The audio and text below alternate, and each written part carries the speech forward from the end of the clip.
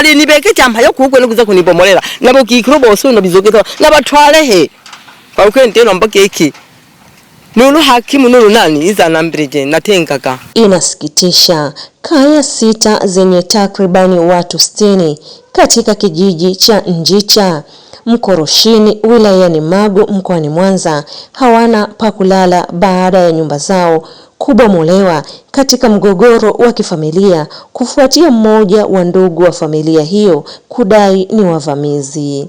Ni majira ya jioni, jua likielekea kuzama. Tanzania Habari imefika katika kijiji cha Njicha Mikoroshini wilayani Magu mkoani Mwanza na kukuta wazee, wanawake na watoto wakiwa na nyuso za simanzi wakitafakari watakapojihifadhi usiku baada ya nyumba zao kuvunjwa.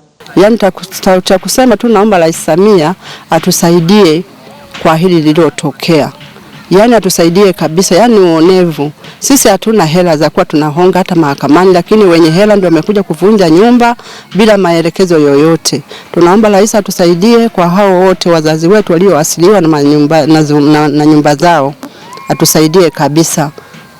Yaani ndio hilo tu la kuongea mimi. Alimkosea nini hadi kumvunjia nyumba kwenye ardhi ya baba yake mwenyewe? Anaitwa nani? Nani? Manyirezu Mayala. Na leo mba. Ni mtoto wa Manyirezu. Mimi ni mtoto wa Manyirezu Mayala umisho. Unabomoa ukoo wa baba wa kaka yangu mdogo wa kumfuata Manyirezu. Anamfuata Manyirezu. Anakuja kunionea mimi kama ni shangazi yake. Hayo anakuja kubomoa. Sawa? Anadai ardhi ya bibi yake. Nikamwambia bibi yako yuko wapi?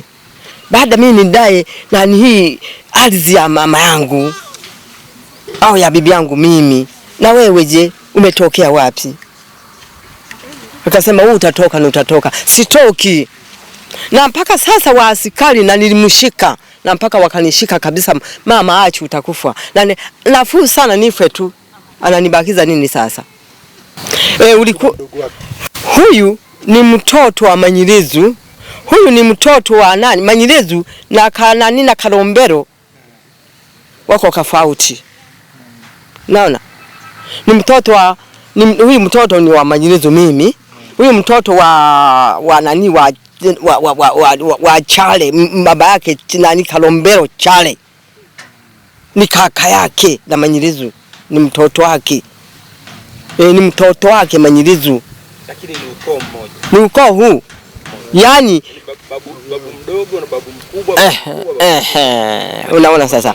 Anakuja kunivamia mimi, ni shangazi yake. Nimekosa nini mpaka nivuruge hivyo na familia yote? Familia yangu muje hapa. Naomba familia yangu watoto muje hapa. Wako wapi? Mama Lavo watoto wangu wachukua wangu. Nikae hapa na watoto wangu wa kweli. Nalia, naumia, na uzee kama huu. Naomba wote mnisaidie. Hata Rais anisaidie. Mwenyekiti wa kitongoji cha Njicha Mikoroshini, Salome Misungwi, ameelezea kusikitishwa kwake na kitendo hicho cha wahusika kutopewa taarifa. Wakazi hao ambao ni ndugu wa familia moja wanadai kudumu katika eneo hilo kwa zaidi ya miaka 70. Paka nilipokuwa naishi mimi pamevunjwa. Ila sababu kuu ya kivunjwa sijui ni nini iliyosababisha hadi kupelekea kwenda kuvunjwa. Maana kesi hii ilikuwa ni mashamba, lakini leo inavunjwa nyumba ambayo husiani na mashamba.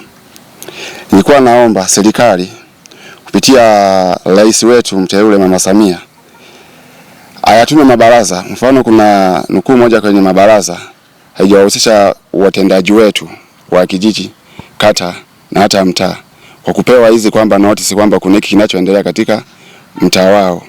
Imekuja kama uvamizi. Tulijaribu kutumia mbinu kwamba hili kwa nini limekuja, labda viongozi wetu wanazo hizo taarifa, ikakosekana kila sehemu, kata, kijiji mpaka kitongoji hawana hizo taarifa za kwamba kuna hiki kinachoendelea.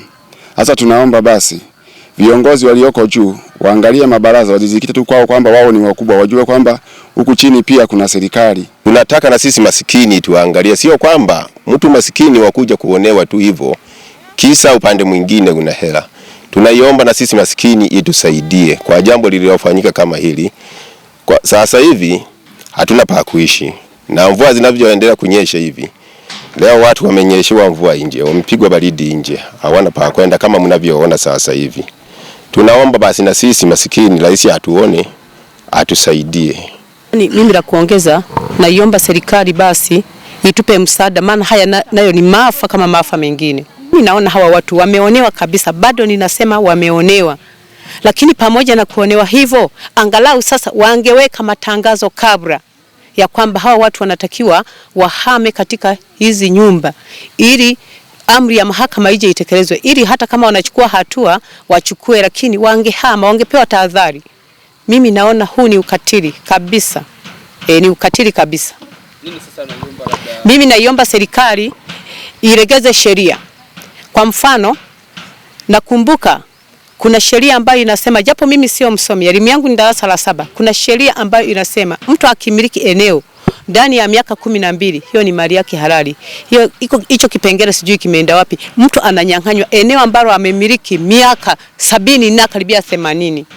Nimezaliwa hapa mpaka nimezeekea hapa. Sasa hivi nina miaka 70. Natumia tu maeneo hayo kulima. Nashangaa sasa jana tena tumekuja kubwamiwa kupomolewa nyumba. Hii ni Tanzania Habari.